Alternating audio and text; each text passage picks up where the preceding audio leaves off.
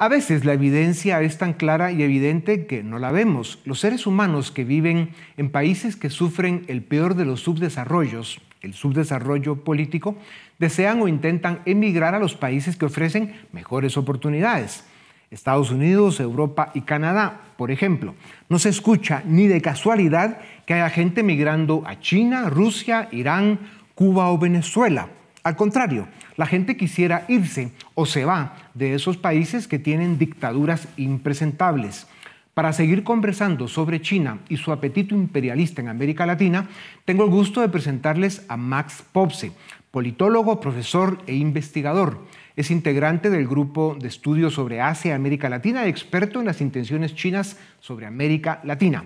Max, bienvenido a Razón de Estado. Para entender a la China de hoy, hay que analizar el férreo régimen totalitario que está consolidando Xi Jinping y hay que saber de su desprecio por las democracias occidentales. ¿Cuáles son los objetivos de China en América Latina?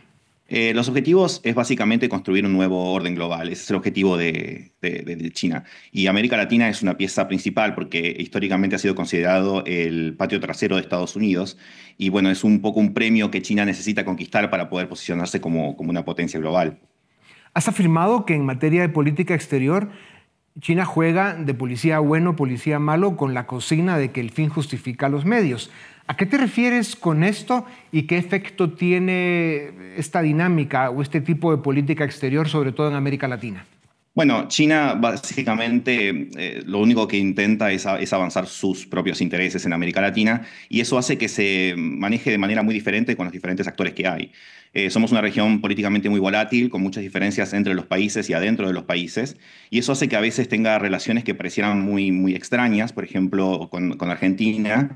El presidente Milei que pasó de querer no tener ninguna relación con China a, bueno, tener una relación bastante funcional, se podría decir. Y en otros casos, aún aliados ideológicos como en México, Claudia Sheinbaum, con el Plan México, hoy en día, por ejemplo, quiere alejarse de China, ¿no?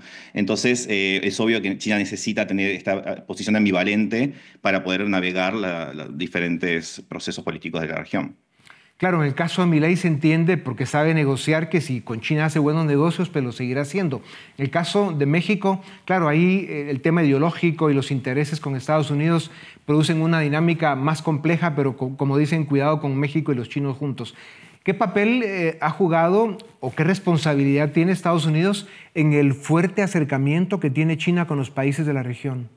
Bueno, Estados Unidos ha dejado libre el camino a China. Ese ha sido el problema durante las últimas gestiones, porque ha habido un vacío de poder que ha permitido que China se acerque. Digamos, eso no sucedía cuando Estados Unidos tenía una posición más férrea en la región. Pero bueno, eso está cambiando en las últimas semanas, ¿no? Y vemos cómo están cambiando las políticas internas a partir del aproximamiento de Trump con los países latinoamericanos.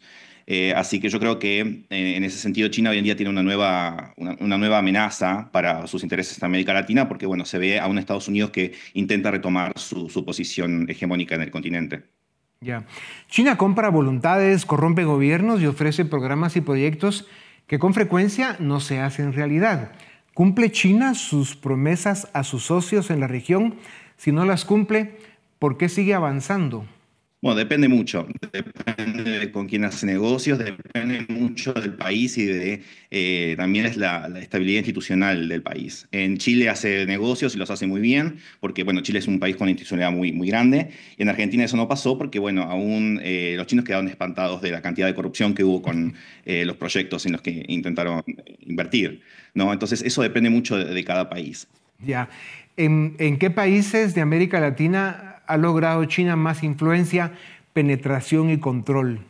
Se podría decir que es diferente porque en diferentes dimensiones. Yo creo que Argentina es un caso paradigmático porque en Argentina, por ejemplo, ha logrado extraterritorialidad en la base, en estación de espacio lejano, por ejemplo, en la Patagonia, donde tiene cientos de hectáreas del Ejército Popular de Liberación, que recordemos no es el ejército chino, sino que es el ejército del Partido Comunista. Eso es innegable que es una forma de penetración muy importante. También luego con las alianzas ideológicas, ¿no? En Brasil, con el gobierno del PT, incluirlos en los BRICS, es un apoyo ideológico muy fuerte y por supuesto las dictaduras, ¿no? Nicaragua, Venezuela y Cuba, que han sido pivotales en promover los intereses chinos en la región. Ya. Lo que decías hace un momento sobre que los chinos se asustaron cuando vieron los niveles de corrupción en los gobiernos de la Kirchner, de los Kirchner, de Fernández y compañía limitada, pues bueno, da una idea de los niveles a los que llegaron esos gobiernos populistas en Argentina y enseña las razones de por qué básicamente destruyeron la Argentina hasta que, digamos, empezaron con el rescate, primero el intento de Macri y ahora Milei, que los números van por buen camino. Max, ¿cuál es tu opinión sobre la complicidad y el apoyo de China a las 3 dictaduras criminales en América Latina? Bueno, es una complicidad y un apoyo muy explícito. Yo creo que después de Rusia, China es el principal soporte que tienen estas dictaduras, porque, bueno, pensando en China, cómo se proyecta como potencia o cómo se describen ellos mismos gran país responsable, es esta idea de establecer una zona de influencia. Y lo que hace estas dictaduras es que simplifican cómo China puede tener relaciones políticas con ellos, ¿no? Es mucho más fácil poder acordar con un dictador y comprar a un solo dictador y por lo tanto tener a todo un país de tu lado, que tener que lidiar con una democracia que uno no sabe qué pasa después de la próxima elección. Claro.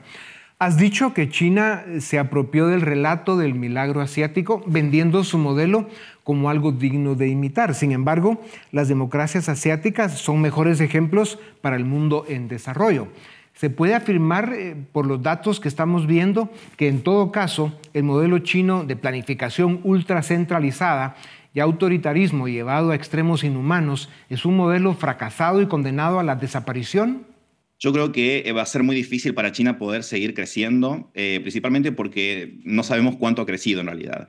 China siempre fingió todos sus indicadores económicos. Había un primer ministro que decía que él no miraba ni siquiera lo que decía su ministerio de estadísticas porque no le creía, ¿no? Entonces, eso es un poco un ejemplo porque China lo que vende es narrativa.